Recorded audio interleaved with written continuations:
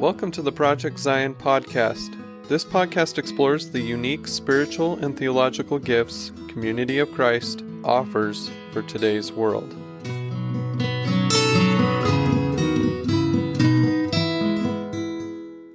Welcome to Project Zion podcast. This is Cuppa Joe, where we explore restoration history, and I'm your host, Karin Peter. So today is the second of 12 episodes in the series where we are engaging in conversations about the historical and theological journey of Community of Christ. Our resident panel members for this discussion are Mackay and Chvala-Smith, who are much known to our Project Zion podcast listeners. Locke is an historian, director of Community of Christ Historic Sites, and serves on the Council of 12. Tony is a theologian who teaches scripture and theology at Community of Christ Seminary and at Graceland University. So, in this series, we're following the development of the early church and then into the reorganization and our continuing journey as Community of Christ. And we're looking at important church events in their historical and cultural context, as well as corresponding theological developments and their impact on the church, which all of that sounds like lofty goals. I hope that's what we actually are doing by the time we're done recording. So we're going to go ahead and get started with this second episode. And Locke, we're going to start with you. What is the historical period we're covering today? So I want to start by just doing a high-level overview, starting in about 1820 and finishing with the Exodus from Missouri, 1838-39. So I'll just kind of run through, again, a high-level overview, and then we'll start drilling down and looking at some of the specifics. So I'm going to start today with what we often call Joseph Smith's first vision. That's not what the vision referred to in the 1830s. That was something different, but what we now call the first vision. Although I'm starting there, it is not the foundational event for the church, although we would later make it that. I understand the first vision to be Joseph's personal conversion experience, where his sins are forgiven. Again, it would become something later, and I think we'll have a chance to talk about that. But a few years down the road, then the publication of the Book of Mormon. I'm kind of a fan of Robert Hollinger's take on the Book of Mormon in his Joseph Smith's response to skepticism. Hollinger, a Lutheran minister, argues that Joseph wrote it to convince Jew and Gentile that Jesus was the Christ, and that it was basically Joseph's defense of the Bible, pushing back against rationalism and kind of the age of reason, followed by the founding of the Church of Christ, our first name of the church, April 6th of 1830, probably in Fayette, New York, although there's an intriguing argument that was really in Manchester, which the town line, Manchester Township, Manchester, Palmyra, right next to each other, and that line went through the Smith farm. Maybe Manchester, maybe Fayette, but the founding of the church. Almost immediately, they're sending missionaries on what would be called the Lamanite mission. They're heading out into what is now Kansas to preach to Native Americans. Oliver Cowdery, Peter Whitmer, Parley P. Pratt, Ziba Peterson. Pratt was particularly significant in this part of the story. He was a Rigdonite, a follower of Sidney Rigdon, and what was becoming the Disciples of Christ movement. Rigdon had something like 17 congregations underneath him in Northeast Ohio. So really significant leader in that part of the state. So Parley P. Pratt, a Rigdonite, on a mission for them, encounters Latter-day Saint missionaries, is converted, again sent on this mission to what is now Kansas. But Pratt convinces his missionary companions to stop and preach to his former mentor, Sidney Rigdon, in the Kirtland and Missouri, Ohio area. And they have very significant success, converting more people in just a month or two in that part of Ohio than had been converted in 6 months in upstate New York.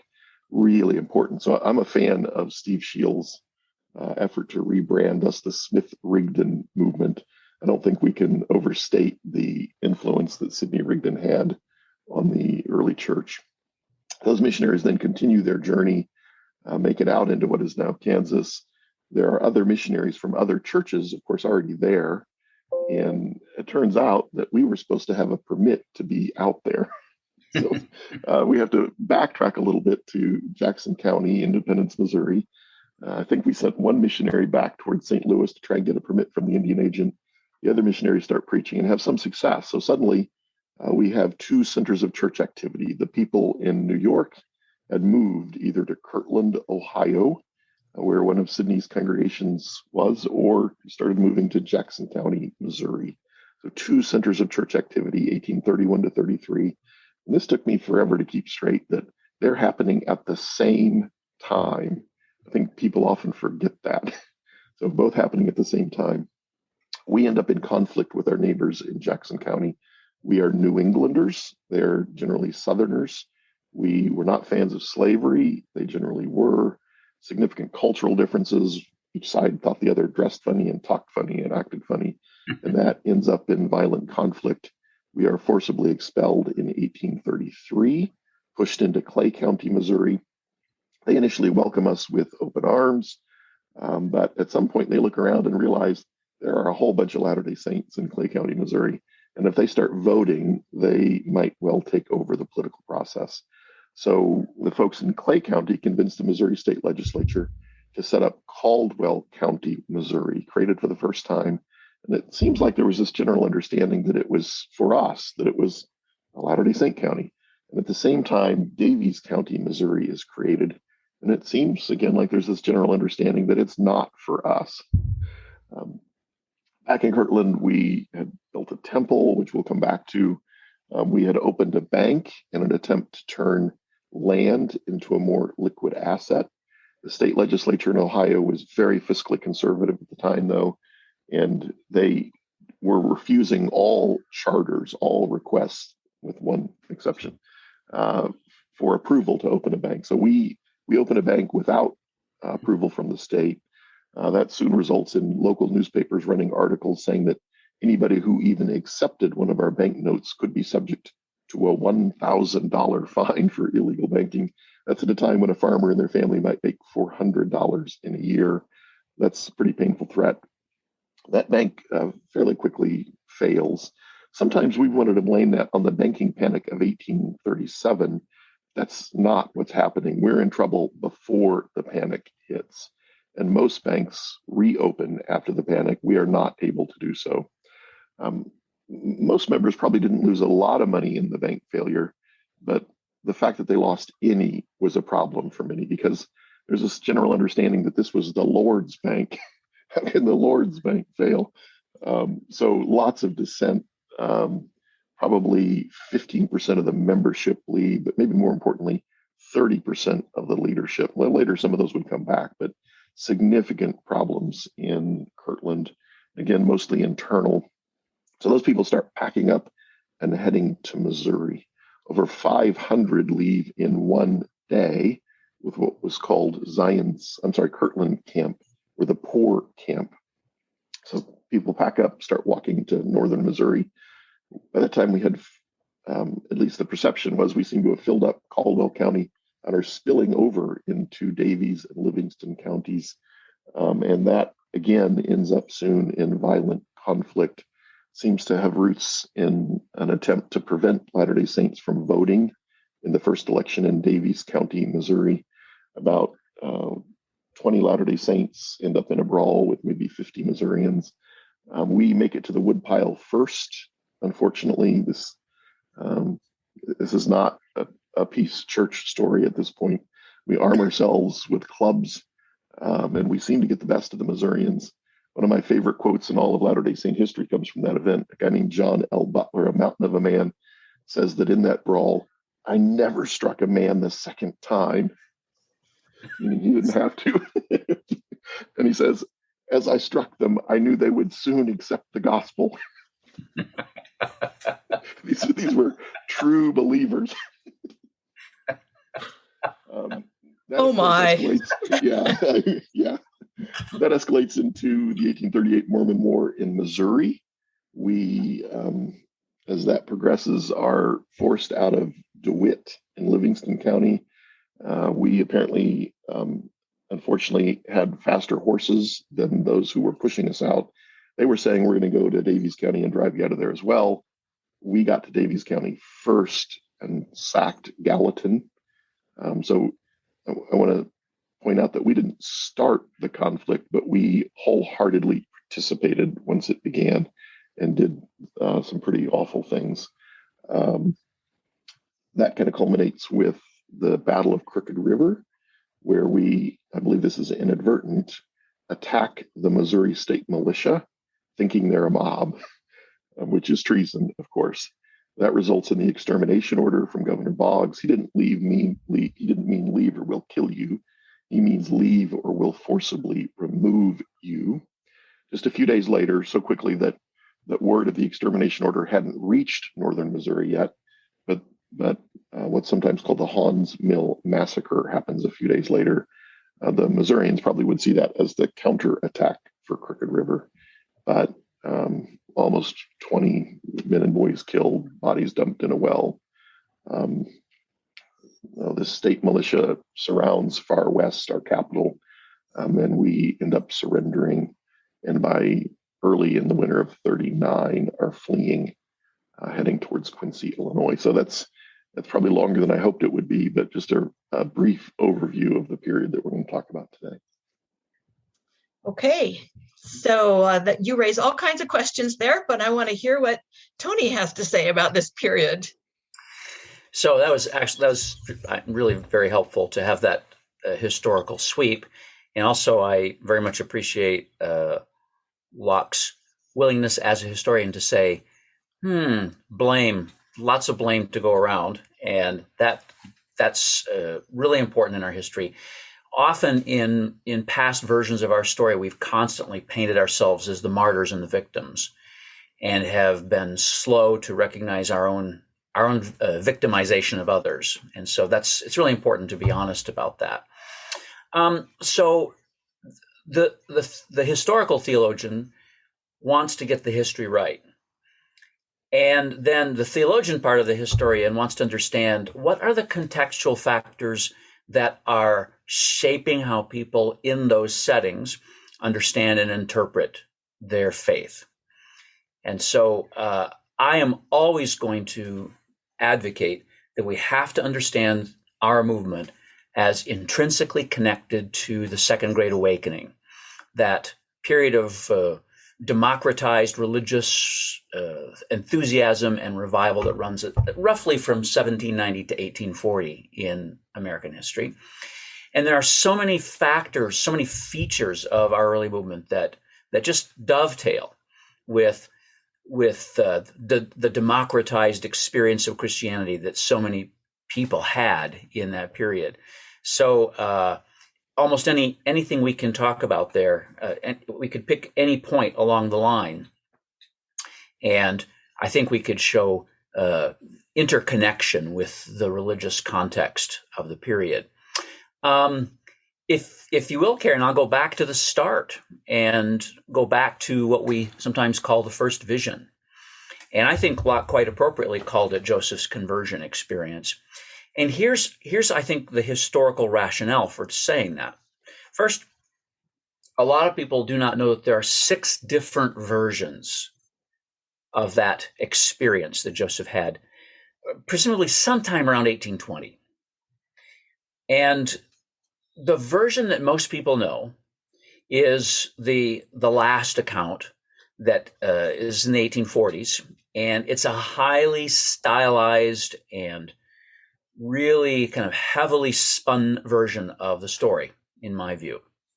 The earliest account is from 1831, 1832. It's in the Kirtland letter book, and that account, I think, deserves to be read as probably as close to the original experience as we can get. And here's why. Not only is it historically closer, but it is the least adorned by later theological developments, right? It has it's very unselfconscious and has not a lot of spin in it. And what's interesting in the account is that why Joseph goes off seeking God is that he's struggling with his sins. He's struggling with the sinfulness he sees around him. And he's out in the woods praying. And here's what he says. I cried unto the Lord for mercy, for there was none else to whom I could go and obtain mercy. Stop. If you read the conversion stories of revivalist preachers from this period, like Lorenzo Dow, or Joseph Thompson, when you Charles Finney, you read their conversion stories, there almost are like tropes in them. And one of the theological tropes is mercy, mercy, mercy. The Christian faith was construed by revivalism as trying to create a crisis. God, the just judge, has condemned you. What you need is mercy. And what you need is the mediator to step in. You need to believe in the mediator who will then kind of give you mercy, right? And so it's not surprising that in this earliest account, the younger Joseph Smith is saying, I went in the woods looking for mercy, because this is what everybody was looking for. The revivalists had preached the Christian message in such a way that was the thing you had to search for.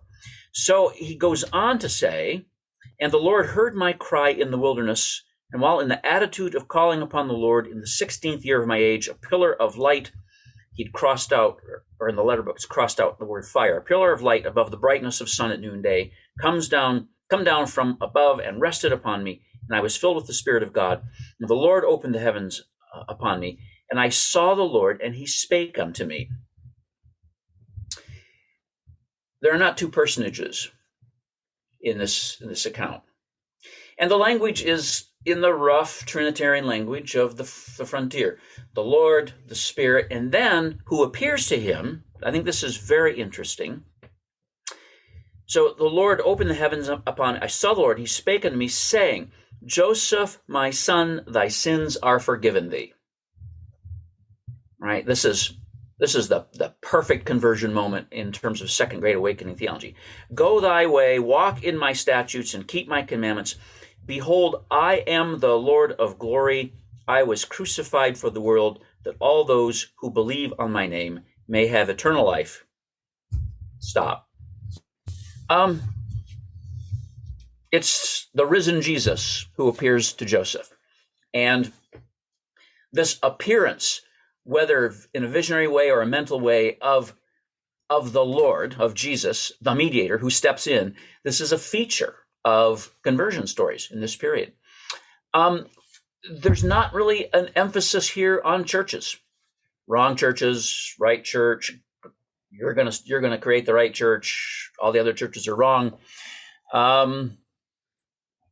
It's about sin and forgiveness. And one of the things I love about the earliest account is that you read on a little further, and Joseph basically says, for goodness sakes, he's a teenage boy, and he basically says, and after a little while, I started sinning again. So, well, the condition we all find ourselves in. I know, it's amazing, isn't it? And so you can read account after account after account of the revivalists talking about their call experience, their conversion experience, and they sound very much like this. By the way, this sounds like the story of Enos in the Book of Mormon. There's a lot of points of contact there. Yeah. Or does the story of Enos in the Book of Mormon sound like this? Right? It's an interesting question. So, in other words, Joseph's experience, whatever it was part of the kind of religious experience that was going on in Second Great Awakening Protestantism. The later accounts with the doubt others express about his vision, those I think reflect later experiences of people's genuine skepticism about this religious movement. But, when you read the revivalist stories, some of them have visionary elements or dream elements in them. They all have kind of realistic sort of encounters with divinity. Nobody nobody really expresses doubt about their experience because other people are having these experiences too. And I think that's a later apologetic element added to the story, to say it's kind of a victim element. We nobody believed me. I'm Joseph Smith. I had this experience, and all the people around me said I didn't have an experience. And if they did in Joseph Smith's time, it had to do with the Smith family's other reputations, right? So it wasn't necessarily because people didn't believe in visions. So anyway, I think it's fascinating to read that account in light of the revivalism, Second Great Awakening theology, and then you begin to find that same theology. That same theology runs through the Book of Mormon too. The Book of Mormon is, in many respects, I see 19th century markers on every page of the Book of Mormon, and I see Second Great Awakening markers. I see accounts of conversions in the Book of Mormon that sound very much like conversions that are happening in revivals or after revivals. And so it's the historical theologians, we've got to understand the origins of this movement in light of and not in opposition to the context that formed it. And that then throws additional light on who we are and what what we're about, and also helps us move away from the imprisoning power of that last version of Joseph's experience. Correct me, Locke, I'm thinking of the 1842 account. Is that right? I think it's 1830A. And what's particularly interesting, and it was an LDS friend who pointed this out to me, that's all the other churches are in abomination language is coming from there. Of course, that's happening. That's being recorded in the midst of the difficulties with their quote Christian neighbors in northern Missouri. It's I believe reflecting Joseph's understanding of his treatment by these other people. It's and of course not in the 1832 account, the only account in Joseph's hand. And I love when Joseph is looking back on that 32 account, he says, as he remembered it, my soul was filled with love after that experience. Yeah. And I love that it's so Christ-centered in that earliest account. Clearly, as Joseph's understandings of the nature of God would later evolve, his understandings of his experience evolved to reflect that. Yeah, and so I think this sets up an interesting dynamic in the early movement that destines the movement to go in two very different ways, I think. So, for example, let me. I'm going to pull up a text here. I think, Locke, you'll recognize this text right away. This is from the Elders' Journal, Far West 1838. I think this is the smartest thing Joseph Smith Jr. ever said. The fundamental principles of our religion is the testimony of the apostles and prophets concerning Jesus Christ, that he died, was buried, and rose again the third day and ascended up into heaven. Oh, stop, by the way, that's a little quote from the Apostles' Creed, just saying. And all other things are only appendages to these. Right? In other words, there's this impulse in Joseph, in the early movement, to be a highly Christ-focused millennial movement that's trying to create real transformed communities. And then there's the other stuff, right? There's all those churches are in abominations. I alone am getting light from God. I am the final arbiter of light from God. And that's a whole different, in other words, there's these two trends in the tradition. And it's not surprising to me that there's going to end up being two major churches that come out of the tradition that follow those trajectories in different ways. Does that make sense, Locke, to you, the historian? It does. But even in Nauvoo, there's not a clear break. So I always enjoy when I stumble on things from the Nauvoo period that reflect some of those earlier understandings. Joseph is talking about kind of the fundamental principle of the church. What is the church ultimately about in Nauvoo? This guy's an Owenite from London, so another communitarian who's visiting, and Joseph says that the fundamental principle is that God is love. Love is kind of the primary. So I'm always intrigued and relieved that it's not a clear break. There are things that we can mine from the Nauvoo period as well.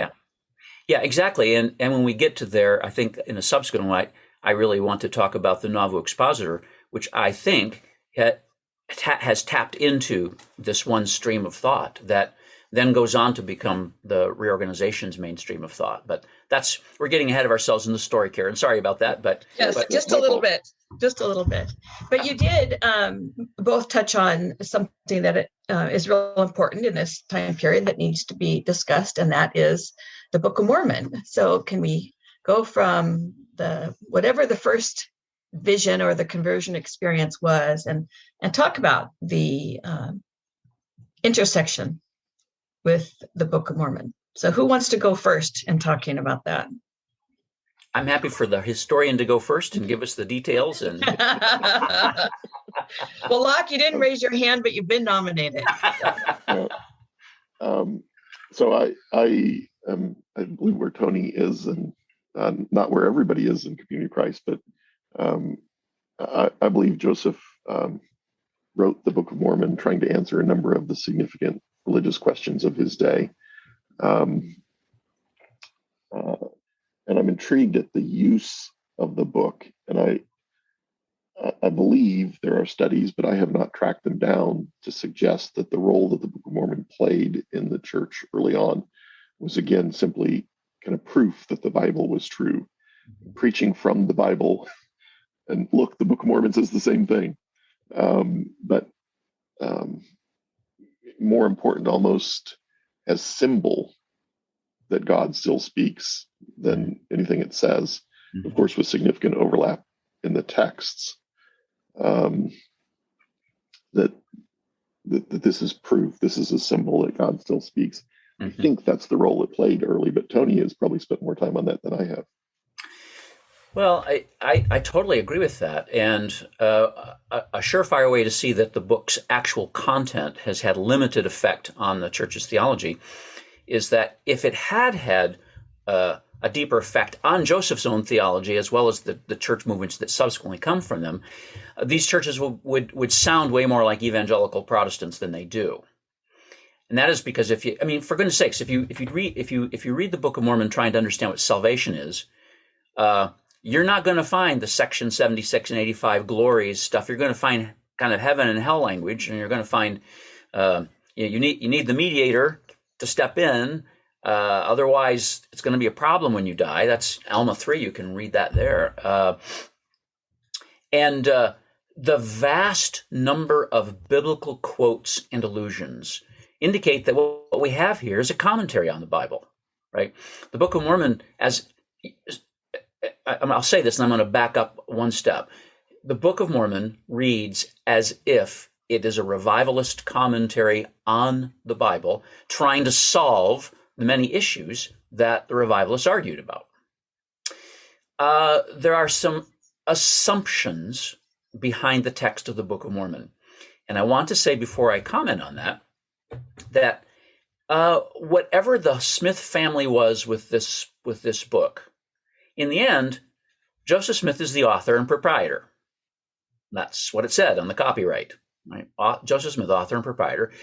And I hope this won't be offensive, but I don't care how many angels showed up. In the end, what you have is a text that has the 19th century's thumbprint on it everywhere. And you have to take the text as the artifact it is and interpret that and say, well, this was their story of how they got it. But in the end, what I have is the artifact, and I have to make sense of it. And as I try to make sense of the artifact and its theology, I see connections to old Puritan theology. I see attempts to resolve religious issues that were unresolved. And one of the things that's interesting to me is that there is an underlying assumption all through the Book of Mormon that revelation must come by a book. Well, I know where they got that assumption. That's the assumption that the Protestants all shared on the frontier, that we have a book. We have the Bible. The Bible is the answer book. Problem was, they didn't have any modern critical methods for understanding the diversity of the book, that the book is a library, that you need all kinds of historical and linguistic methods to make sense of it in a really good or responsible way. They had the book. They assumed revelation came by a book. And then they had competing claims based on what was supposed to be the infallible source book. And so the Book of Mormon actually shares that assumption. the Book of Mormon tries to resolve in book form all of the religious issues that the diversity of the Bible had left there on the table. So as it does, then it creates what will be subsequent theological problems, right? So if the Book of Mormon in inspired book form is trying to solve questions related to baptism, in 19th century frontier fashion, what knowledge do people have of the history and development of baptism and of sacramental theology? Well, very limited, right? So then subsequently down the road, we have to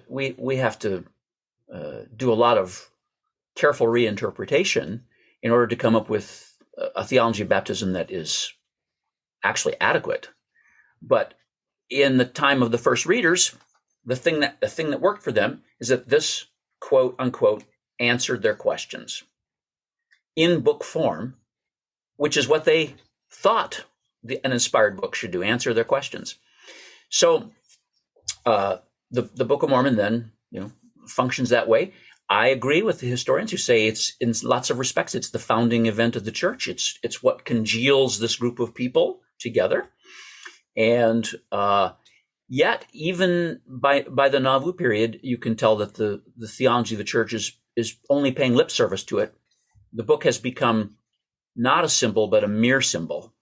And there's a difference, right? If something's a symbol, it's a vital part of your life of faith. If it's a mere symbol, you've got it, but its content doesn't actually affect your theology. And so there's no way you could go from the Book of Mormon to a divine plurality or a polytheistic theology. In other words, the book no longer functioned as a norm. Right? So in theology, we say we've got, 4 voices or 4 sources. We've got scripture, tradition, experience, and reason. And these all function in a norming kind of way. And so the Book of Mormon's message no longer functioned as a norm for the church as the church developed beyond 1839. So those are just some various thoughts I have about it, Karin. And this is not to say that the book does not inspire religious experience in people. It has in me. I though tend to prefer to see it as a 19th century religious classic that has high status for our religious movement.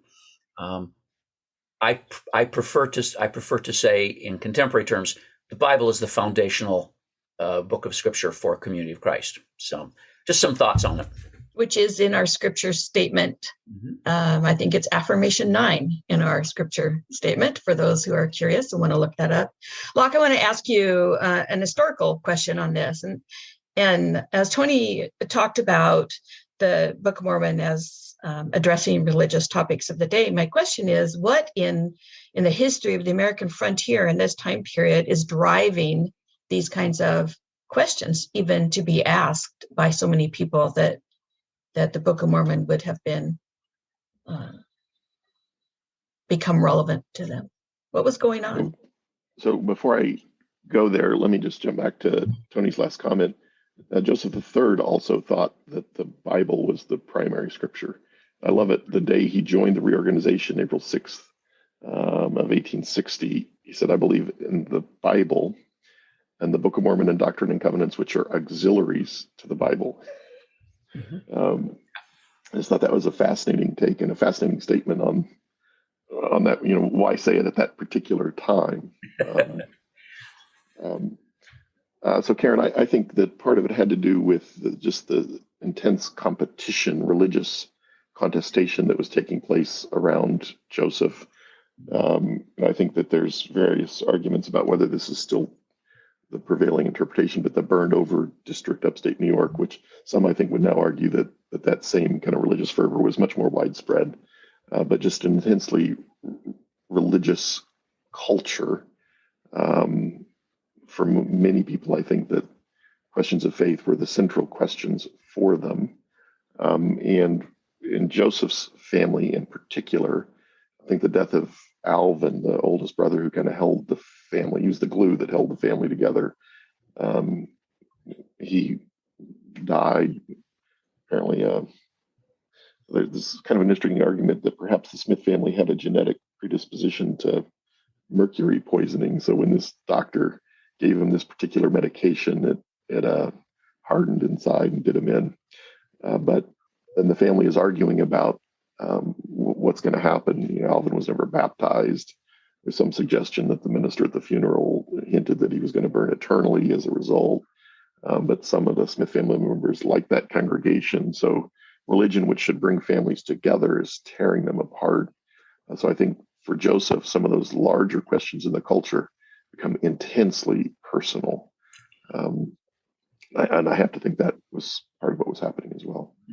Thanks. I think that helps us get a little bit broader understanding of what was going on contextually during this time. So let's move from there into, how did that turn out to be a church? What the heck happened there? I don't think I have a good answer for that. I'd like to hear what Tony's thoughts are. How did that become a church? I don't think that was where it started. I mean, that's not where it started, but how did it get there? Yeah. Tony, what do you think? Well, a community of believers formed around this family and this experience and this book. And I mean, I'm just speaking sociologically there. That's how it began. There were people who were convinced. I totally believe Joseph Smith Jr. was a highly charismatic person with a very compelling personality.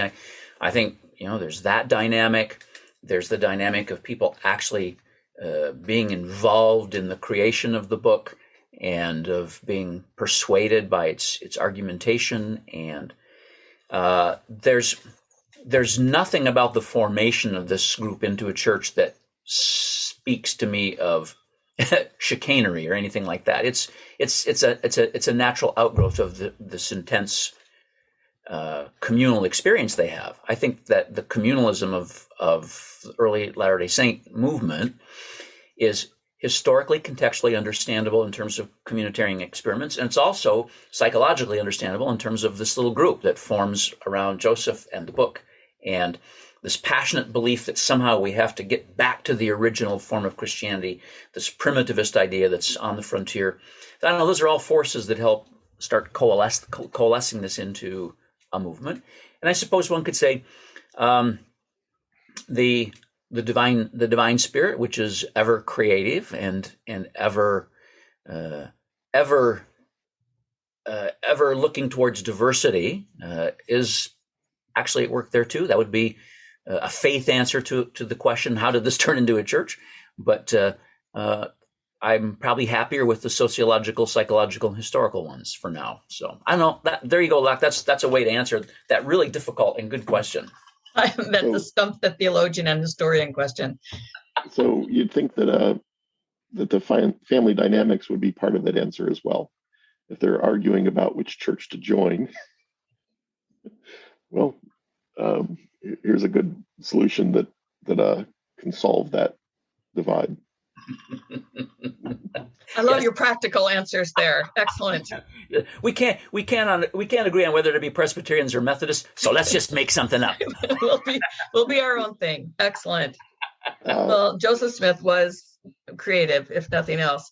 So we've got this fledgling group of people who identify as church. What happens from there? This could easily have just simply disappeared with a few argumentative conversations and a falling out. So yeah, and I think it could have disappeared without the impact of the Rigdonites in northern Ohio. I'm not sure that the movement, I'm not even sure if it was a movement yet, would have survived without the really significant impact, because it wasn't just the number of people converted in northern Ohio. It's who they were and who they would become. They were significant figures in their communities. They were business leaders. They had some resources, and they would become the apostles and the members of the first presidency and the members of the presiding bishopric. Just critically important impact coming from these Rigdonite congregations. I don't think I can overstress the importance of what happened with those conversions. Do you want to say a little bit more about Sidney Rigdon and his background and why he had such a following in Ohio? So I think Sidney must have been an incredible speaker. He was the voice of the church.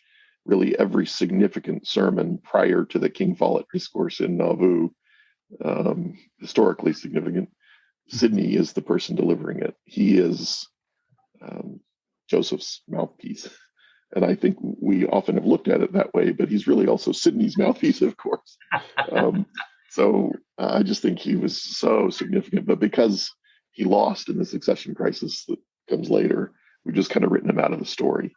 Yeah. But no, I also think that there's a compelling argument that Sidney probably struggled with bipolar disorder. And it's hard to diagnose somebody when they're in front of you. But, even before the tarring and feathering of Joseph Smith and Sidney Rigdon in Hiram, Ohio, people have often said, oh, Sidney hit his head and he was never the same. No, I don't think so. Even before that event, there are Rigdonite historians who talk about how when Sidney was on, he was on the mountaintop, but when he was down, he was really down. Yeah. But I think when he was on, he was just an incredible speaker and religious leader, and I think again one of the four founders of what's going to become the Disciples of Christ movement. Really significant in the disciples movement early on before he defected. And I think Sidney is probably the primary target of the tarring and feathering in Hiram. We have this tendency to make it all about Joseph, but those attacking went for Sidney first, not Joseph. And after the tarring and feathering, Sidney moved away and never returned. Joseph went on a mission and then went back to Hiram and continued to live there. So Sidney just much more important than we've understood in the past. Yeah. So Tony, what about theologically? I have sometimes joked. I used to joke with Mark Scherer about this. I used to say something like, Mark, Sidney Rigdon and Emma Smith were Joseph's last best chance to stay a Christian. And I think there's not untruth in that. It's because of their own religious rootedness, both of them. Sidney is, in some respects, Sidney is more deeply connected to larger Christian traditions than Joseph or Joseph's family are. And so is Emma. And so that, in some respects, I agree with Lachlan, that saved the movement during Joseph's own time. It's hard to imagine it without the influx of the Rigdonites. It's hard to imagine it amounting to anything after the Kirtland period. And by the way, there are other prophetic type movements that emerge in the American frontier. There's one really weird group called the Mummy Jums that had a prophet. They came out of Canada into Vermont, early 1800s, around between 1809 and 1816 sometime.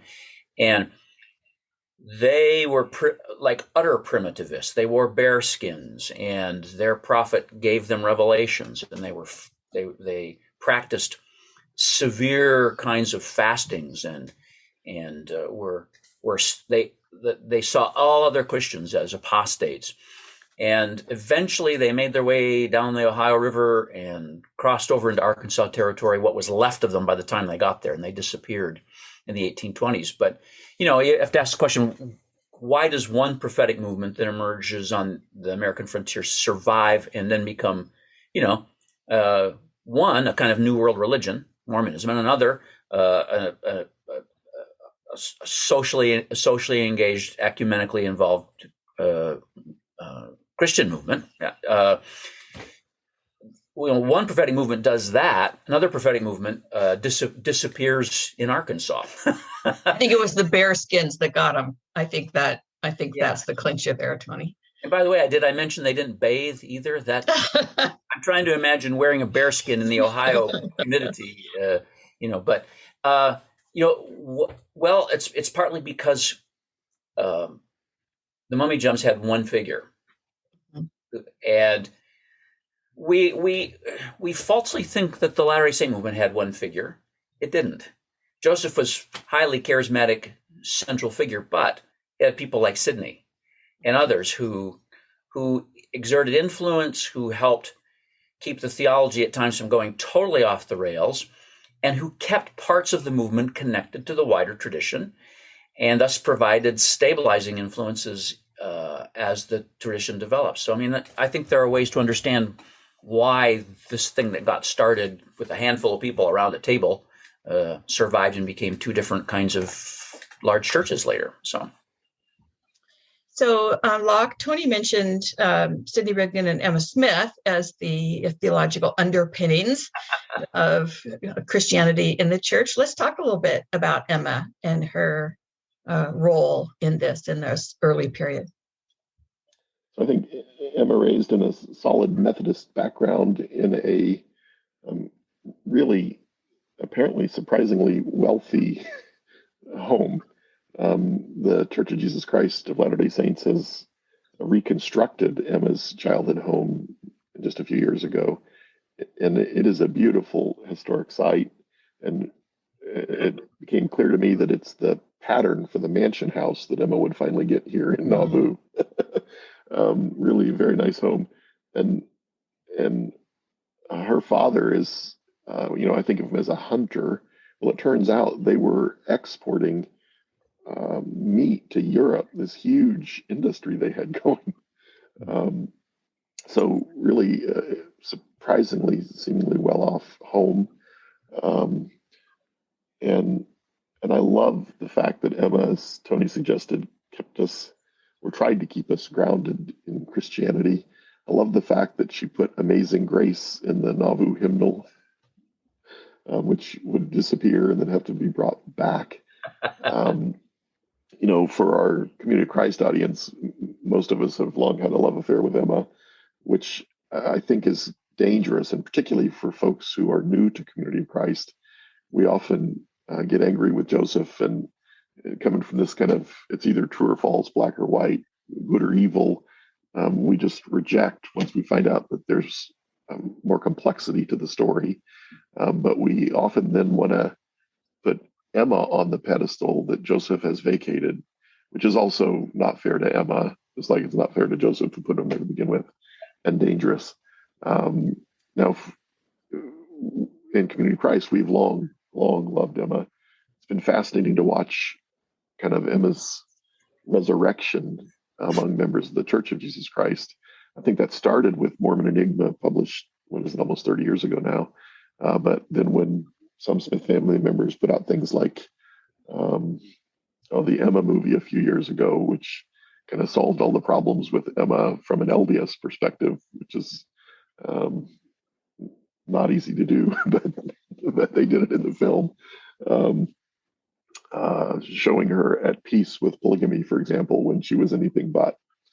But it's been really interesting to watch people kind of rediscover Emma from that perspective as well. Mm-hmm. Tony, any thoughts, theological thoughts on Emma's contribution? Well, I really like that we need to keep viewing Emma as the ambiguous, paradoxical figure that all of us are, right? As a human being. We have to remember she's basically a Victorian woman too, and so there are limits. And this is a place where we have to be careful of our presentism. There were sheer limits on what Emma could reject or stand up against or resist as a married woman in the 1830s and 40s. And so I think she had to endure a lot of trauma. And when we get there, I'll be interested to hear Locke reflect on Emma's kind of later presumed disavowal of polygamy in the early reorganization period. But I think you can't understand this woman without understanding the trauma that she went through. I started as a Methodist, so I'm glad to know that Emma is a Methodist. Her heart was strangely warmed at some point, and she represents, though, the kind of radical religious experimentation that was in this otherwise Victorian era, that people felt free, and to go back to the democratization thesis, that people on the American frontier felt free to experiment with religion, and also then free to criticize other people's experimentations with religion. So how she held together her deep Methodist roots and the ever-flowing stream of the new stuff coming from her husband is something I don't think that's ever been sufficiently understood or plumbed, but that she somehow lived herself with those paradoxes. And I think then she becomes she's better as a symbol for how to live with ambiguity, in my view. I think that's with moral ambiguity than she is as a kind of a the saintly frontier woman who could do no wrong. That's not going to be helpful to us. So I don't know. Those are some things I think about in relation to her. I read Mormon Enigma quite a number of years ago, and the thing that surprised me most in that book was how Joseph could come off smelling so good at the end of the book, in spite of the narrative that was created there.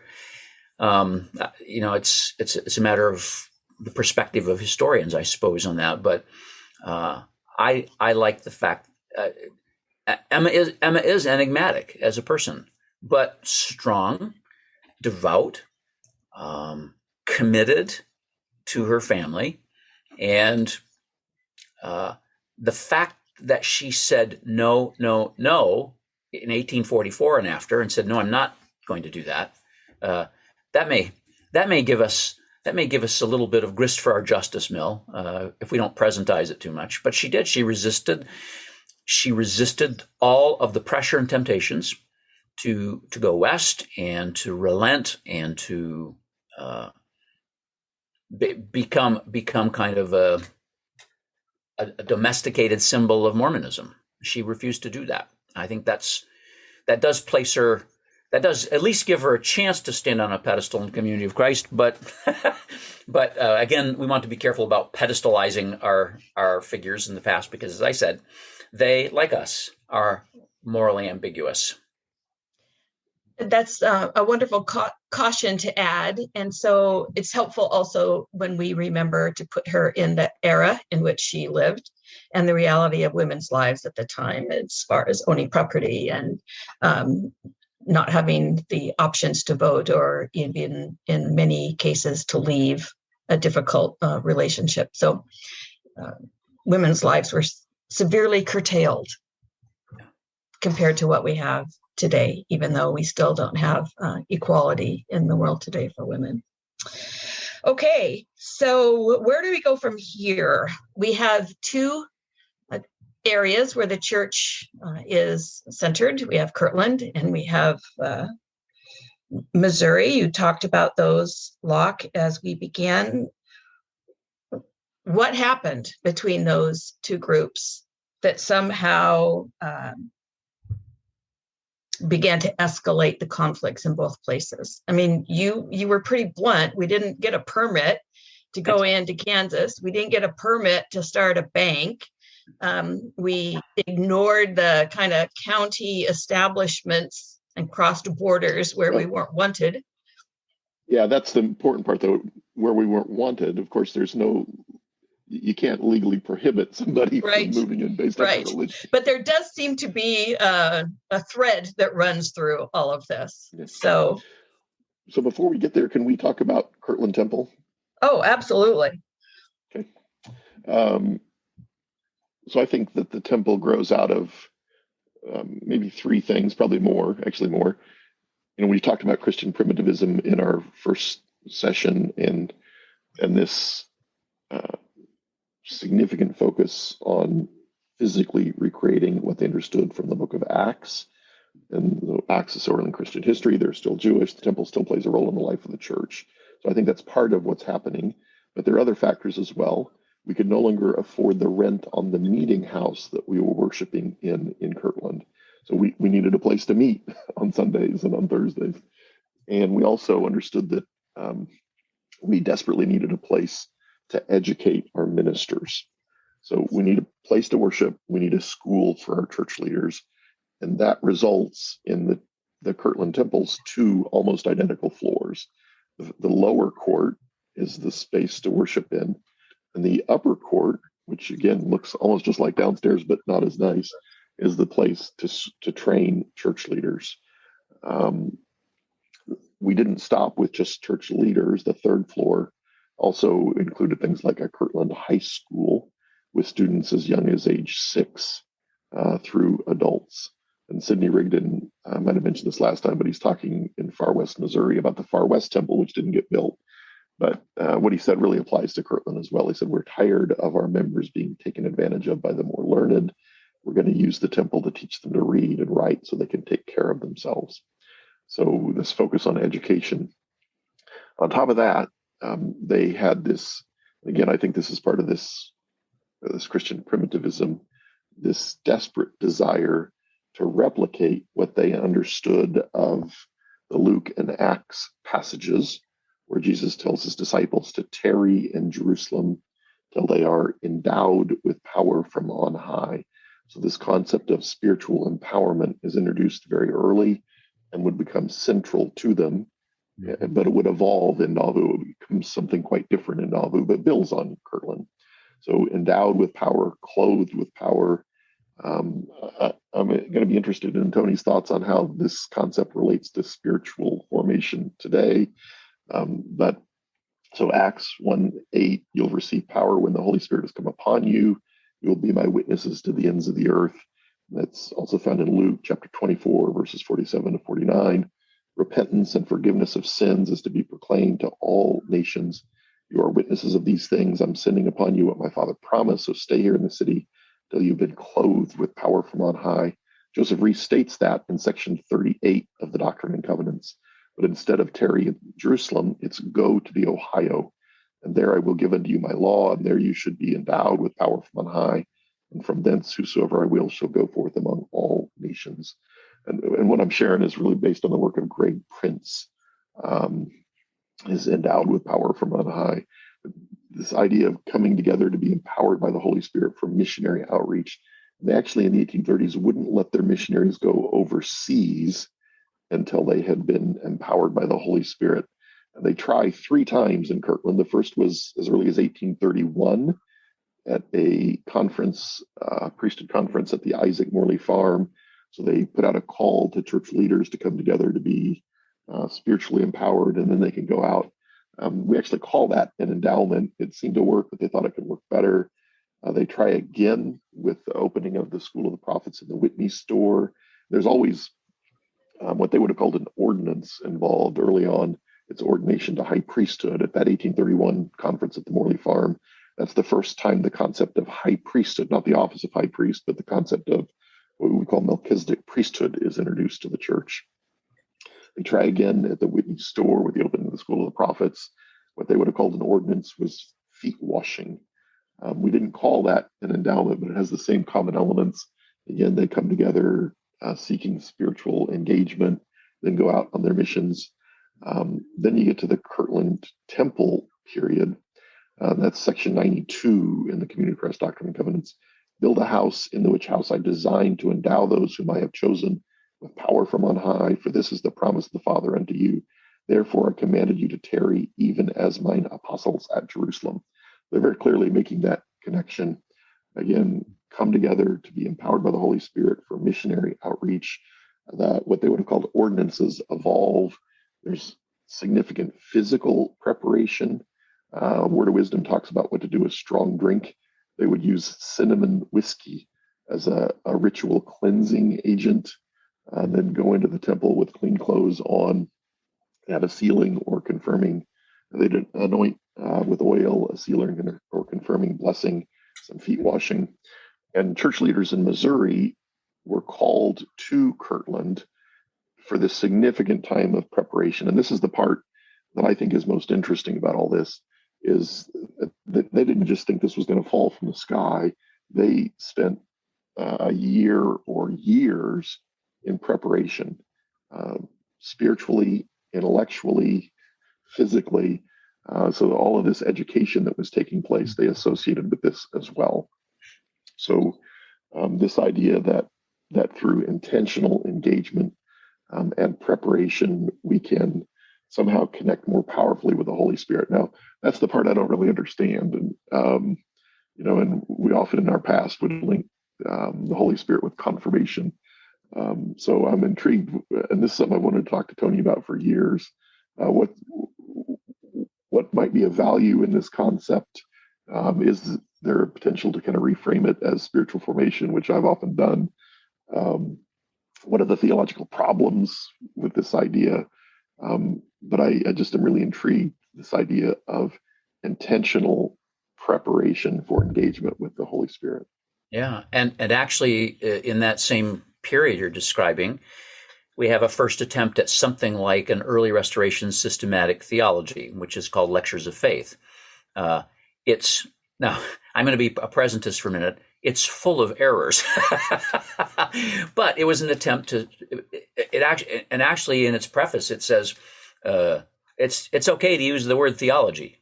I'm paraphrasing, right? And so, but yeah, all of that was part of that experience there, and so the idea of endowment flows into the reorganization in terms of certain memories of the actual experience of the dedication of the Kirtland Temple. In other words, the supernaturalist idea of endowment connected to the Pentecost story in the Book of Acts. That then shapes a tradition, mostly an oral tradition in the reorganization of a future time of endowment that would be connected to the building of our temple at some point. And there was all kinds of lore and tradition that arose orally in the reorganization that would look forward to this time of kind of, I'll use the word supernaturalism. It's a kind of a Pentecost type experience that would then subsequently empower the church to finish its work, and then Jesus could come back. That was kind of the old reorganization tradition, and it has its roots back to the Kirtland period. I like the idea of framing what's going on there as a sort of spiritual formation. That is, it wasn't just let's build a building and pray and sit and see what happens. There's study. There's concern for kids, right? We want to educate our kids who can't read and write so they're not taken advantage of. There's kind of a justice concern woven into that. There's a concern for having ministers who are articulate or who can stay on the same page together, if you will.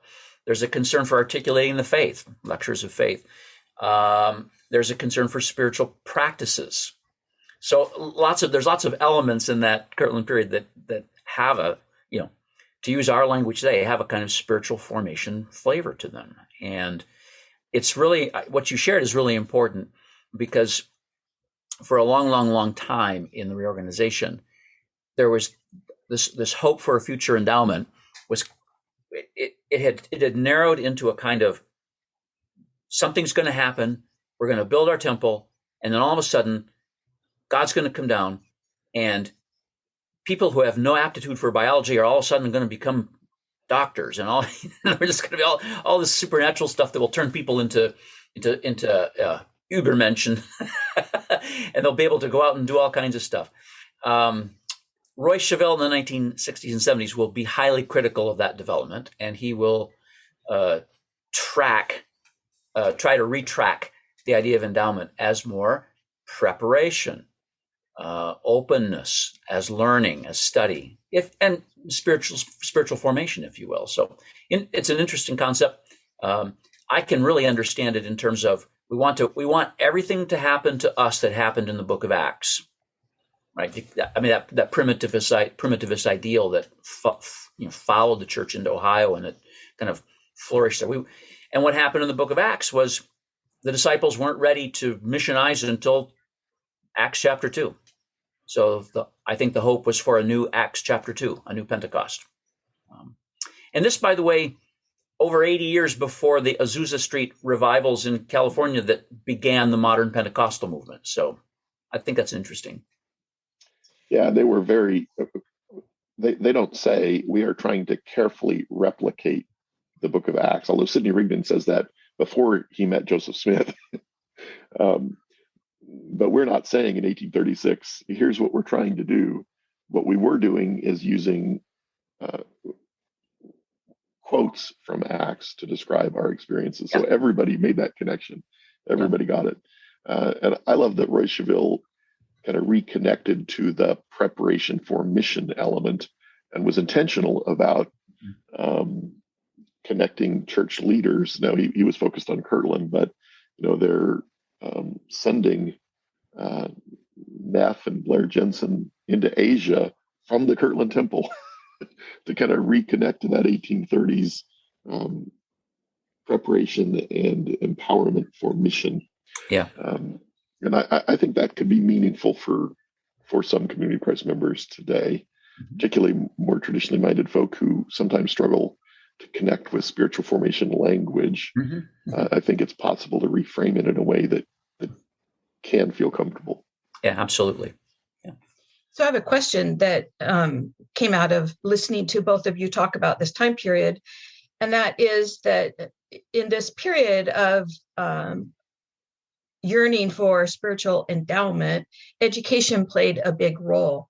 And yet somehow in the RLDS tradition, at least, education got downplayed to the point of we became almost anti-theological education, embittered, if you will, in some cases towards theological education. And that didn't end until just a few decades ago for the broader church, Community of Christ.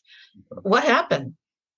So I don't know if this is true, but I blamed it on staying in the Midwest and being infected by Protestant fundamentalism when it comes to education. But okay, I so know. all you people in the Midwest, your letters can be directed to Locke, not to Project Zion. And I'll ask Locke if you'd say a little bit more about that. I just think that we absorbed the anti-intellectualism in our communities. We were part of our culture. And so as that grew in the 20th century, I think it grew within some of us as well. But I don't know. What's Tony think? I agree with that. And I would also back the clock up and say one of the things about the Second Great Awakening was that the revivalists loved to literally pillory the educated clergy from the East. I think there might be psychological reasons that could be examined for that, senses of inadequacy and so on. But gracious, they just the idea that a literate but untrained person could travel thousands of miles on horseback and do revivals that created thousands of converts without any Yale or Princeton or Harvard education was a feather in their cap. And so the Second Great Awakening was anti-intellectual, and that's our roots were there. Yeah, it's a paradox, isn't it, that the very religious context that formed us put the anti-intellectual gene into us, as well as, gosh, we've got to teach these kids to read, or they're going to be taken advantage of. So we didn't have any ways theologically to resolve that conflict, and the very fact that there's a school of the prophets is, basically what they're forming is a theological seminary in Kirtland, right? They called it that. They did form the Kirtland, Ohio Theological Institution, one of the first 5 in Ohio. Apparently they did not, they were unable to see the irony of forming seminary and then being critical of seminary trained people elsewhere. It's ironic, isn't it? And also when you get into the reorganization, you have really powerful, legendary figures like John Cornish, who was barely able to read, but who baptized hundreds of people, was a powerful debater with other Protestants on the debate stage, and so that then also became kind of the symbol of why we didn't need to have educated ministers. So there's these different forces formed us, and they're forces that are at odds with each other. But I can tell you from being a seminary professor in Community of Christ Seminary for over 20 years, I see endowment every day. I watch students come in hesitantly, and then by the time they're done, I watch them walk out confidently and saying, I know stuff I didn't know, and I feel like I can represent our church better. I would call that endowment, but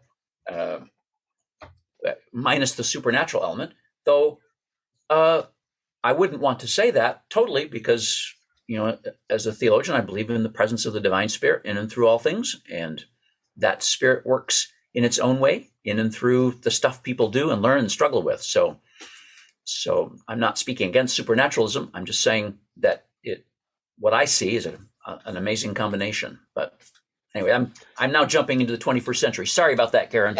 No, I just noticed that when we began to talk about it, and we have reclaimed both theological education and spiritual formation at this juncture in our journey, which is interesting when we talk about Kirtland. Can I throw one last thing out about endowment before we leave that topic? Sure. I think it was Wayne Ham who used to tell the story about Mormon visitors to our Independence, Missouri temple who would ask about our endowment, and we would say, "Oh, it's $40 million and growing." So the word itself, the term itself, is problematic because it means so many different things to different people, and like so many terms in our history, before you know a definition, you have to know when they're using it, when we're using it. So I'll leave it at that. All right. So from there, let's go back to the two different communities, Ohio, Missouri, and kind of talk about what happened. And then, and let's not forget that we need to come back to the Doctrine and Covenants and how that kind of came to be. So Kirtland, they're having these mountaintop experiences. Tony mentioned the Pentecostal language, the temple filled with a mighty rushing wind and pillars of fire on the roof of the temple, and people speaking and singing in tongues. It's fascinating that Joseph had council members. He said, if God gives you a manifestation, keep it to yourself. You're not supposed to talk about these things. But we were apparently so overwhelmed with this stuff that within 10 days of Kirtland temple dedication, a non-member in Kirtland writes to his sister and says, they say the temple is lit without candles. Great stuff. But so quickly we go from these amazing experiences to our bank is failing. We are refusing to redeem the notes. So when there's a bank run, if you get a $50 note, you're going to sprint to the bank to ask for $50 in gold or silver. And very soon, all of the specie, all the gold or silver is gone. So we suspend payment on the notes. We say, hold on to it. It's good, but we'll redeem it later. Eventually, it all just kind of implodes. Yeah. So, folks just start packing up and heading out. Because we're New Englanders and our neighbors in Kirtland, I might have mentioned this before, but northeastern Ohio was New Connecticut, or the Connecticut Western Reserve. One of the kings of England had granted Connecticut that part for giving up a land claim. So it really is like all these little New England villages picked up and dropped on the shores of Lake Erie, very much a New England cultural region. So we're suing each other for the most part instead of shooting each other as we try and solve our differences in Kirtland. But it's just too much. So we start packing up and heading out. In Liberty, Missouri, Clay County, Missouri, again, concerns about our possible political participation had caused the creation of Caldwell County. Once we fill up Caldwell County, again, differences with neighbors. The folks in Livingston County had sold us land that we would use to establish DeWitt. We were invited to settle there, but others in Livingston County didn't think we should be there. That starts to develop into a conflict. We ask the governor for help. He calls up state militia to help, but before they're really needed, the conflict seems to be solved. So it made the governor look foolish for calling up state militia at significant expense for no reason. So then when the conflict flared again and we again asked for help, he said, nope, I fell for that once. You're on your own. Just pretty difficult times there. So it was really the combination of the Kirtland and Missouri churches in Caldwell County that are then forcibly removed. And it really was just horrific conditions for some as they tried to flee across the frozen north of Missouri. A number are sick. They're in a number of cases walking. They get to the Mississippi River across from Quincy, and they can't cross. The river has broken up, so it's not solid ice. They can't walk across. Mm-hmm. But because there's big ice chunks out there, they can't boat across. So they're caught on the Missouri side. Lucy Mack Smith tells the story of they lay down and go to sleep on the bank of the river, and they wake up covered in 6 inches of snow. And so it's only with the utmost effort that we could fold our frozen blankets.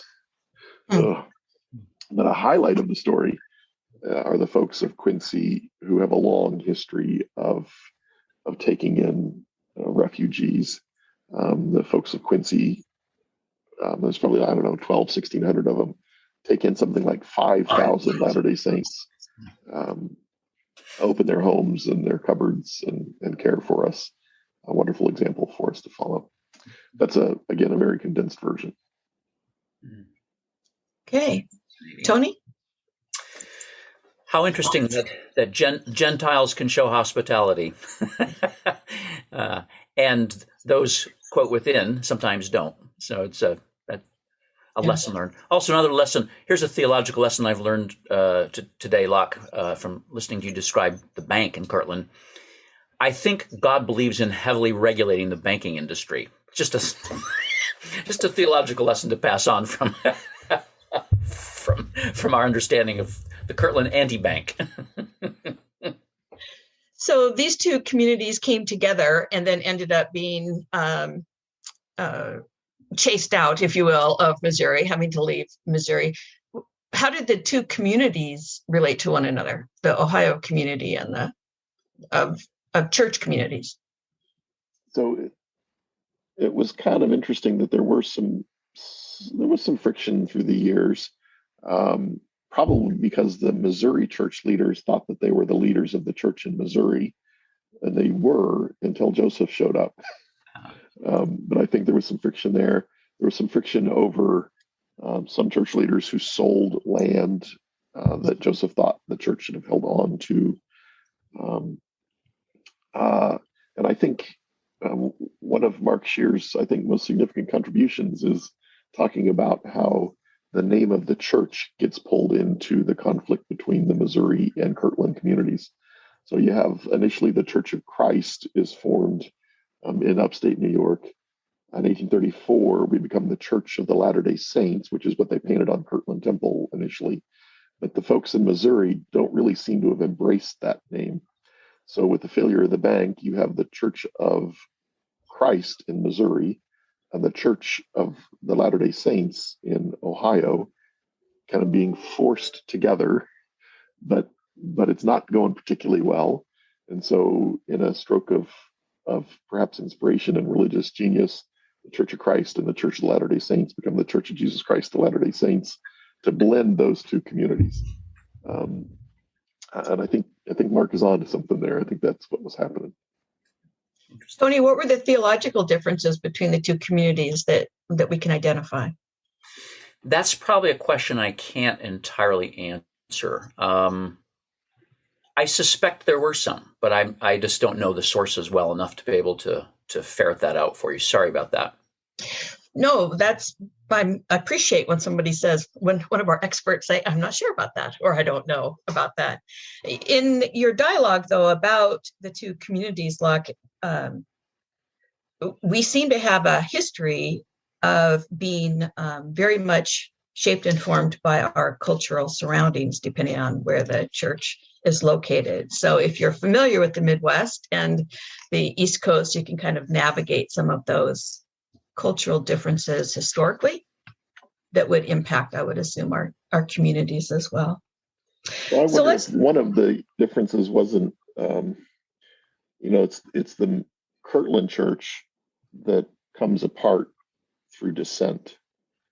And so I think that the leaders from Kirtland who then land in Missouri are particularly sensitive about dissent and decide there's no place for it in the church.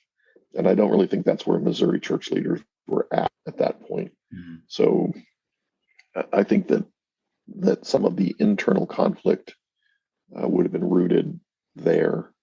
And we were not kind to dissenters in northern Missouri. And, the Danites, it's initially an internal group to enforce orthodoxy. It would later become the de facto church army, but that's not what it started as.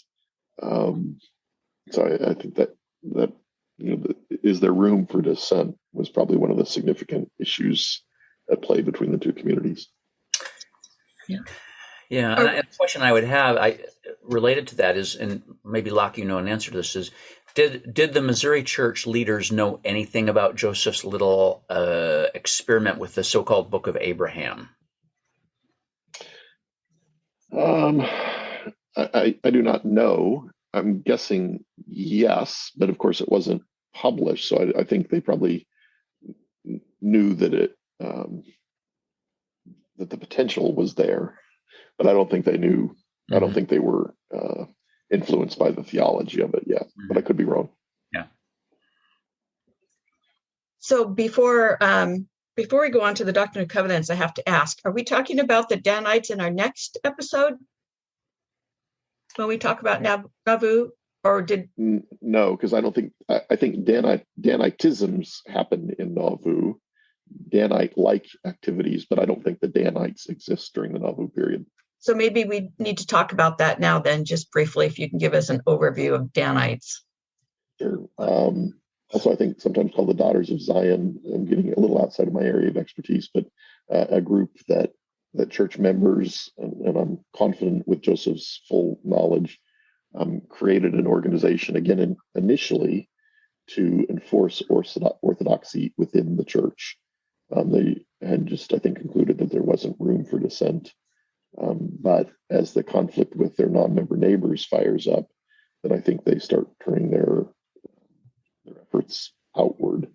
But I think they would have been used to drive folks like John Corrill, who is a fine man and church leader from the church, and to just a little bit more about Corrill. When he gets to Quincy, Illinois, eventually, we had elected him to the Missouri State Legislature to represent us before the falling out.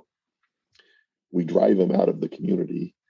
He still serves in the legislature, fighting to defend and protect us, trying to take care of us. And then when he gets to, then he sells his property in Missouri, gives the money to church members to help them flee. And Corrill eventually makes it to Quincy impoverished and dies there, I think, with nothing. So one of the heroes in our story, John Corrill. Yeah. Thank you for that. Yeah. So again, Danites, not exactly our most peace and justice-y moments when we're there in Missouri, and probably in an era that in the reorganization we don't talk about because it makes us uncomfortable. Can I just add something real quick to that? Yeah. Tony talked about the trauma that Emma experienced, and I agree completely. I also think we need to recognize the trauma that all of us in the community in northern Missouri experienced in the 1830s. I think Matthew Bolton lifted this up first a number of years ago. Talks about collective trauma, which can be passed down generationally. It's not just the individual who experienced it, they can transmit it to their kids and the grandkids. And I still see evidence of collective trauma in some branches of Latter-day Saintism, kind of the myth of persecuted innocence. And we didn't do anything wrong. We were persecuted because we were good people. And the really quick response, people think they're being attacked when they're not. Really significant defensiveness. So I don't think you can understand the church in Nauvoo without understanding the effects of the trauma of Missouri on the people and the leaders. Yeah, I totally agree with that.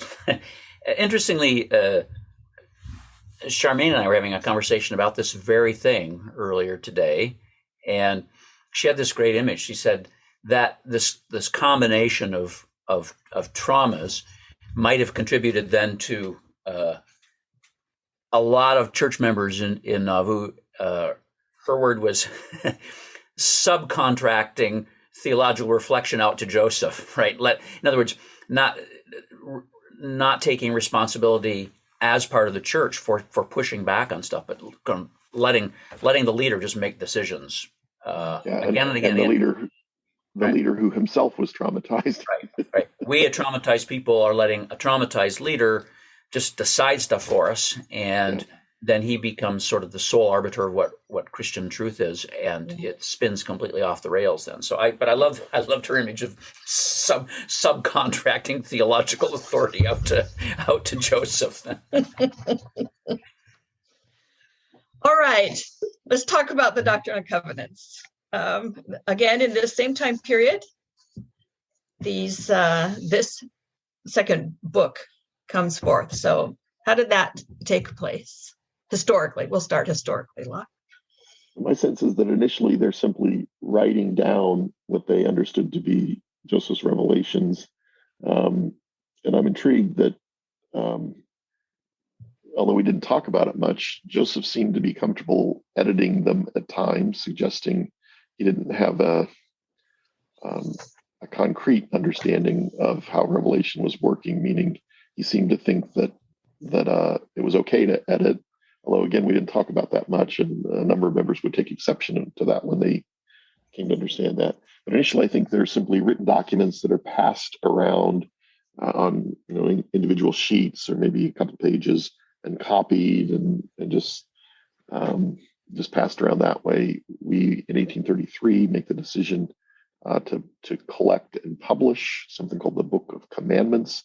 That's happening in Jackson County, Missouri, of course, when I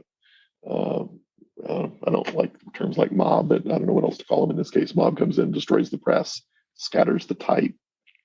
As we've probably heard the stories of the little girls who gather up some of the signatures, the pages blowing in the wind, and hide them in a cornfield, and they're able to put some copies of that book together, but it was not finished. It was going to be longer than what actually ended up coming out. So they try again in 1835, Kirtland, and they add at that point, as Tony's talked about, the lectures of faith. Those are the doctrine of the book. And then the second half of the book, part 2, is the covenants and commandments. So the Book of Commandments becomes the doctrine, the lectures of faith, and the revelations of the sections, the covenants and commandments. Book of Commandments becomes the doctrine and covenants.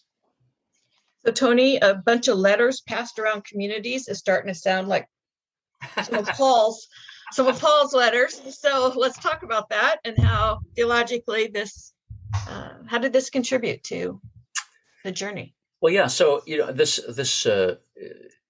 is an illustration of how canonization is a process, right? It's a process of the community collecting and shaping and using and reshaping and getting documents into some kind of collection that becomes, in the words of Luke Johnson, part of its working bibliography, right? I think one of the difficulties that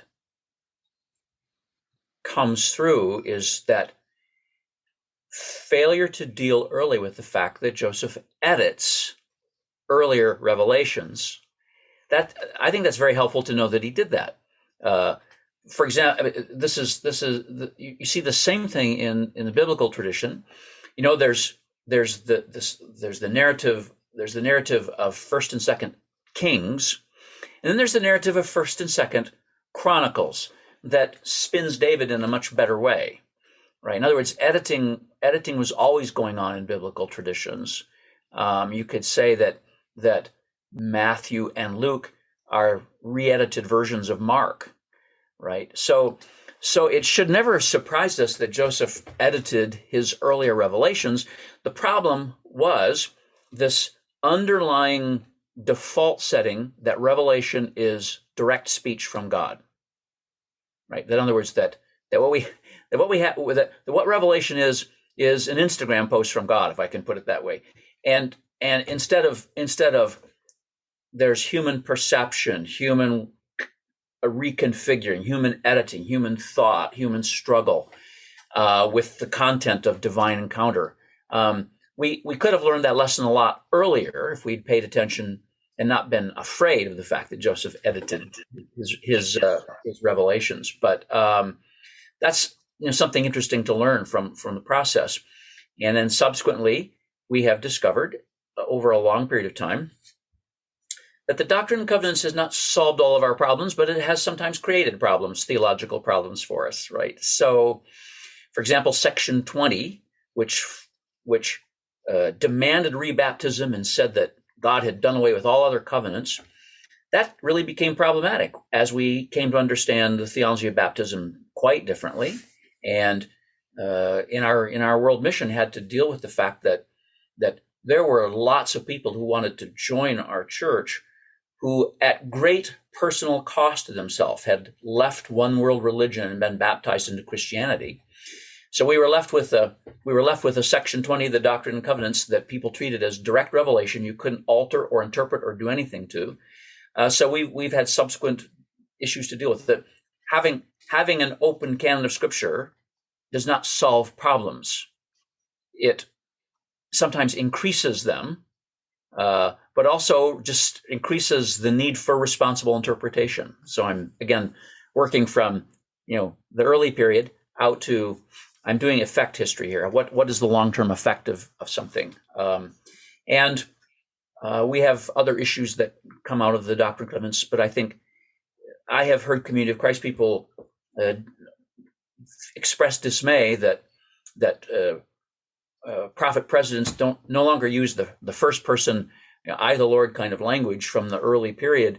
And it's like, that's because we've learned some things about the difficulties of assumed the difficulties that come up when you assume that revelation is always some kind of plenary experience that overrides humanity and agency and context. So, and some reflections on it.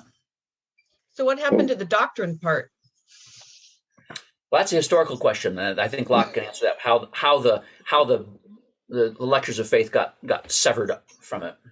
Both in Community of Christ and the Church of Jesus Christ of Latter-day Saints, the doctrine was removed. And I don't know why in Community of Christ. I think it's not going to be hard to recover that answer. I'm guessing because we thought, it's not revelation. In the Church of Jesus Christ, I think it's because Lecture 5 doesn't fit at all with Joseph's later teachings about the nature of God. Lecture 5 has God a personage of spirit, the Son a personage of tabernacle. But later removed. I want to jump back for a minute to Tony's Section 20 comment, which made me think about arguments we had in the past about open communion. William Law, later a member of the First Presidency, is writing a friend in 1837 and says, Brother Joseph and Brother Sidney were just here teaching. You should know Brother Joseph taught that Sister so-and-so, whose husband won't let her be baptized, we can confirm her, serve her the sacrament, etc. So Joseph didn't seem to have he didn't let Section 20 rule the day. Just saw a problem and he fixed it. Very pragmatic of him. I love that. So is there anything else about the way that we have that we've canonized our covenants, if you will, in the Doctrine of Covenants from this time period that has affected our understanding of who we are? Well, the canonization process we use currently is significantly unlike the canonization process that the Hebrew Bible and the New Testament would have gone through, because those processes went through literally hundreds of years of communal discernment, we'll say. The attempt of presidents to give us more time with the document is, I think, helpful, but we do hasten the process a lot. I think I'm more interested in the symbolic nature of what we're doing. And the symbolic nature of what we're doing is we are communally trying to discern divine direction for a current moment. I think that's a powerful symbol of our belief in continuing revelation. And I think it's a highly valuable process. I do think we have some work to do on. We have 3 standard books. What's the relationship of these books to each other? We've got more work to do on that. Because I think in reality, in practice, that the Book of Mormon and the Doctrine and Covenants are much more like what some Christian traditions refer to as subordinate standards, right? In other words, the Bible, Book of Mormon, and Doctrine and Covenants are not a trinity of co-equal persons. In other words, there is a hierarchy here of value and meaning, and I think we need to do some work on that. I have been trying to do some work on that, but it's important. A subordinate standard in the Reformed tradition does not mean you can disregard it. It means that it comes under the scrutiny of the biblical witness again and again and again. I think that's our instinct as a movement, in reorganization and Community of Christ. That's our instinct, but we've been probably not clear about articulating that. So maybe we can revisit this when we get to 1860, based on what Locke shared earlier about Joseph Smith III's comments about the Bible, Book of Mormon. Well, exactly. I think that's a good thing to revisit several times later. And the very fact that we have removed things from the Doctrine and Covenants, decanonize them, is a sign First we put them in the appendix, Tony, then we decanonize it. Right. And then we do major surgery, right? Yes, but I think that's our tradition's body language expressing something about the relationship of these texts to each other, right? So stay tuned for future episodes when we revisit this. Locke, what would you like to add to that? Curious. I should know this, but I don't. I wonder if Tony does. So I know the folks in Amana, or the inspirationalists maybe, would collect sayings of leaders and bind them in a book, but I don't know that they canonize them. But I often hear statements about how unique this process is to our tradition. But is that true? I always get nervous when people talk about uniqueness in religion. Yeah, I think we have overblown that claim at times. I mean, if indeed the book, the Doctrine and Covenants, is equal to the Bible in status, then that would be somewhat unique. But other Christian traditions have secondary texts that have a sort of quasi-canonical authority. If I'm an Anglican, I'm going to use the Book of Common Prayer every day. And I know it's not the Bible. It has lots of Bible texts in it, but it's not the Bible. But it's a text that forms me and forms my understanding of myself as an Anglican. If I'm Roman Catholic, papal encyclicals are not the Bible, but they have a formative authority for me. And papal declarations and so on are extremely important to me. And canon law is important. Right? There are such things as canon lawyers whose job it is. They are trained to interpret literally centuries of Roman Catholic canon law. Basically, like our rules and resolutions, only thousands of pages of it. So for Methodists, there's the Book of Discipline. And for Presbyterians, there's the Westminster Confession and other documents. In other words, lots of Christian traditions have these subordinate authorities that they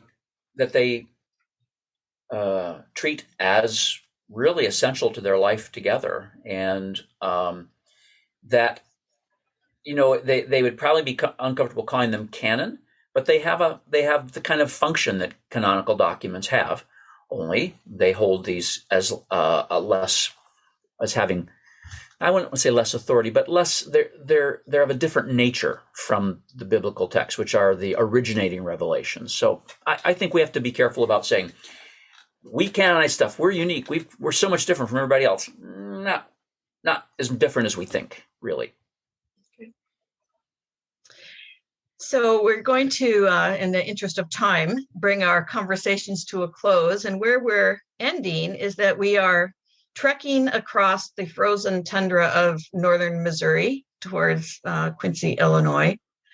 What in our official lingo is exiled from Zion. Is there anything we need to know about that as we leave this era of our history? today? I'll just revisit something that I already shared, but I think is really important to understand, and most people forget or don't know. We were exterminated, but I think that means exterminus, forcibly removed beyond our boundaries, our borders. Governor Boggs did not mean leave or we'll kill you. It was not legal to kill a Latter-day Saint in Missouri until 1976. Just not true. Yeah. When Governor Bond rescinded that order and still lost the election. And I think I would riff off of that and say, for Community of Christ people today, it's really vitally, ethically necessary to remember that our ancestors experienced forced exile and loss of homeland, loss of property, were pushed out of places, and were refugees. We ought to have learned something about refugees from our own past. I think we still could, and that ought to have political implications for us, political and social implications about how we treat refugees. We could be a church that stood for refugees like Quincy stood for refugees. Absolutely. Thank you, both of you, for those closing comments and for the entire discussion today. In our next episode, we're going to move on in our discussion and talk about the Nauvoo era, which culminated in the death of Joseph Smith Jr., and then also the succession crisis that took place after that. So all big topics to prepare for our next episode. In the meantime, you can be sure to catch up on all the topics at projectzionpodcast.org.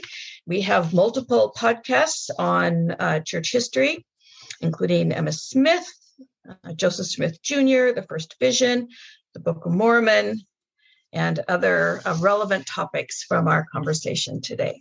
So with that, thank you again, Tony, and thank you, Locke. I'm Karin Peter. Thanks to all our listeners.